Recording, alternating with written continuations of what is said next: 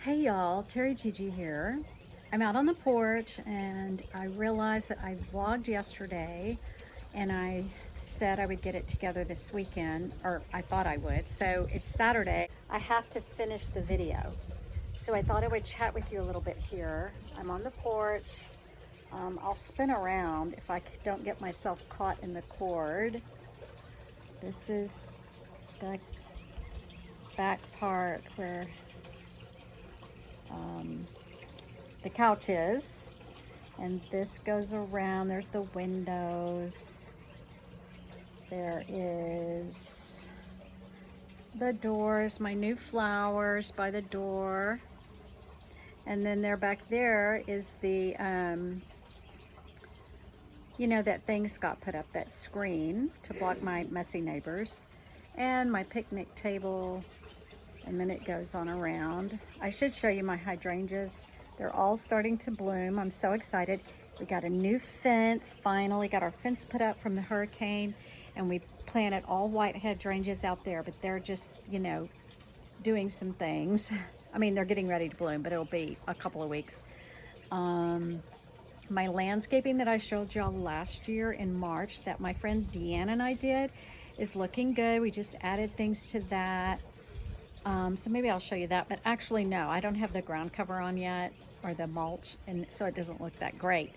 But we got some new plants that will attract hummingbirds and butterflies and stuff, so I'm excited about that. But what I want to talk about now is where have I been? And I'm thinking about sitting down and doing a dedicated video to why I haven't been videoing. And I may have said this yesterday in the boat video, but anyway, it all boils down to this. The retirement thing was a much bigger, as I said before, a much bigger adjustment than we expected. And we're just now settling into it. And I can't put my finger on why it was so difficult. We kept planning trips, like we planned 2 Italy trips and canceled both of them. We almost went to Paris. We just were frantically, I don't know what we were doing. We felt like we should travel because that's what we said we were going to do. But sometimes things change, right? And your priorities change, or you just need to settle down and do nothing. And when we finally canceled the second Italy trip and blew off Paris, we said, let's just sit here at home and do nothing. Although we've been super busy with the house and making some improvements and doing things that, we always said, when we're here full time, we'll do da-da-da-da-da. So that's been awesome. But I really I can't say I was in a depression because that sounds too dramatic. It wasn't like that. But I was so unsure. I felt so unsure of myself. And I think Scott did too. Kind of, but that's not like him. But I think it was a big adjustment for him not to be going to work every day, as he had for 41 years since we've been married. And he started working 7 years before that. So he'd been going to work or college for a long time. And I, on the other hand, was very efficient at my momhood and my wifehood and the homemaking part of our relationship and our whatever. I could get it done just lickety split, and because I had time. Even when I was homeschooling and I was busy with that, while they did their stuff, I could run around and get stuff done, or put the laundry in, or plan dinner, or whatever. And I liked that. But then once Scott was home all day and we didn't have any specific plans, and it was really cold this winter, and we did enjoy the fireplace, I told y'all that, but it just felt weird. It felt like something was off.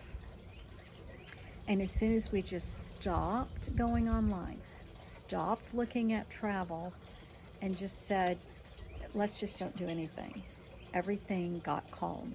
And so that's been really, really good.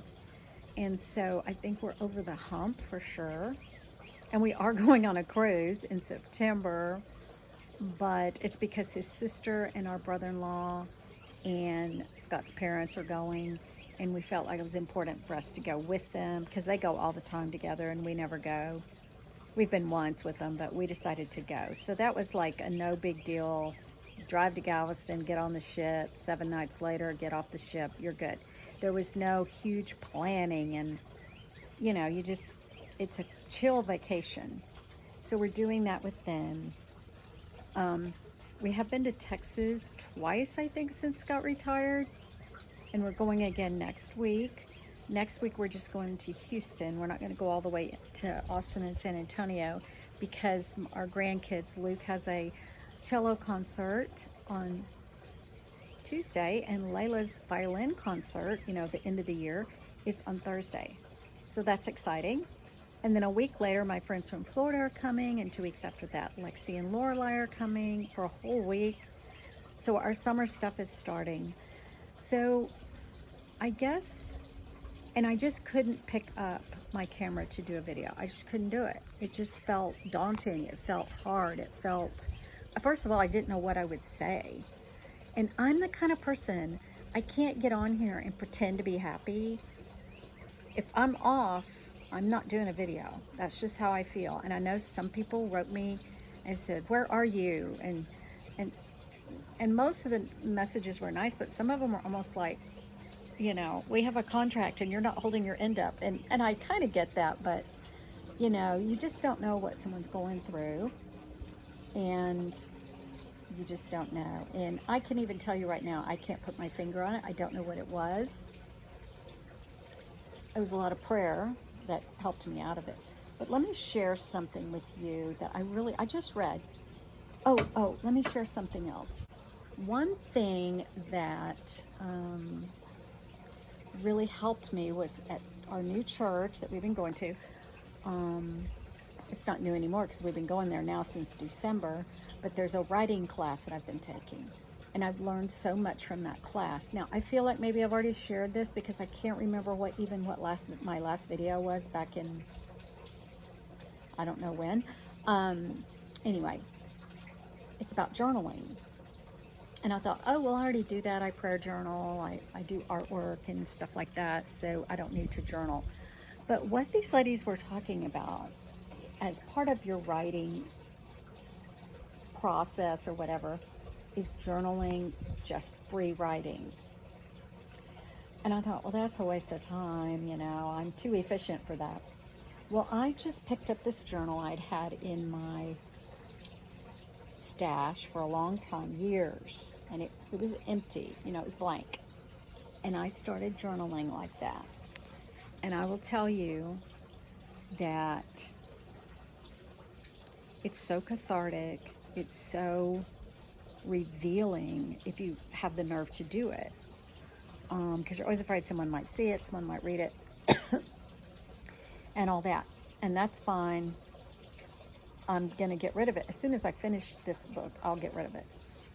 But in the because, and I'll tell you why, because I didn't write everything out exactly what I was thinking in case somebody saw it, but someone could get it and put their name in the blank, and it wasn't even about them or my relationship with them or whatever. So that's kind of why I choose that I will get rid of it. But anyway, it was so amazing that I would just start writing, and things that never came to my mind would come to my mind. And it freed me of so much guilt and responsibility of things that I've always taken on as my fault. Really big things, big, huge things that I knew weren't my fault, but somehow I would decide it was. And through journaling, I really felt like the Lord spoke to me in this journal and said, you did the best you could, and you did the best you could. And actually, you did a pretty good job considering those circumstances. You know what I'm saying? So anyway, I highly recommend journaling. Sometimes in this little book, I just actually, I may never get rid of it because I write notes about things that I read or see or hear that are really profound. And this is the latest one. I just saw this on Instagram. It says, "Let's stop believing Someone else's right now diminishes your own. Like, my own right now is I'm sitting here on my front porch, and it's lovely and it's beautiful. And you might want to say, well, I don't have a front porch to sit on like you do, and I don't have water across the street, and I don't have this and that. So even if you're having a great time and you're watching this video right now, you could diminish your circumstances. And believe me, this is not, high cotton over here where we live. But if I was sitting here on my front porch in my little house and saw one of my friends at their giant house, or on a spectacular vacation somewhere, would I still feel as content as I do right now, sitting on my own front porch, which I feel right now? Would it diminish how I was feeling? And you have to really think about that. And the other thing I want to say, and I'm just going to be honest. I want to hear when my friends, when we've been praying for their adult children, I want to know when there's an answer to prayer. I want to hear it. I want to feel that great feeling that you get when a prayer is answered, that you've been praying as well with your friend. But sometimes when I read that, I'm like, this is never going to happen for my so-and-so. This is never going to happen. And it puts me, it's not that I don't want it to happen to them. I do. But somehow it makes me feel worse sometimes about my circumstances. And I've worked really hard to not let that take hold. Like the minute I hear it in my head, the minute, because it's usually really fast, it just comes. Oh, that'll never happen for my child. That'll never happen for my so-and-so. And I stop it immediately and I rejoice. But it also, if you flip the page, can give you so much faith. If it can happen for them, it can happen for me too. So, this video isn't exactly where I thought it would be going. And I will share with you again when I feel like it. So just hang around. When you're on YouTube, I'm sure if you have your notifications on, you'll see if I do a video. Although I'm sure I'm not pushed to the front, you know what I mean? So anyway, that's it for today and this little short vlog that I've put together. I hope you enjoyed it. I want to show you one more thing. Okay, one thing I want to show you is here's the bird house from last year that we had Carolina wrens in. And the babies left the nest on Mother's Day. Well, this year we've gotten bluebirds. Bluebirds have made their home in this birdhouse, and there's 3 babies in there. They have all their feathers. They look huge compared to the wrens. And we're on vigil now. We're watching all day, every day. If we're here, we keep looking out the window or sitting out here because we want to be here when we think they're going to come out of the nest. We want to see it. Because they'll probably go down to the ground right there. And hopefully we'll see it. So it's been really exciting. They're not as loud as the wrens were. They don't sing as much as the wrens do, but they're prettier. The bluebirds are really pretty, especially the dad. So that is what I'm doing on this gorgeous day. My palm trees, okay, that needs to be trimmed. Palm trees are still doing good. My favorite thing. My curtains, I don't think I've shown y'all my curtains. I'll have to tell y'all about that. And there's my other palm tree looking good. So that's it for today. Have a blessed day. Bye-bye.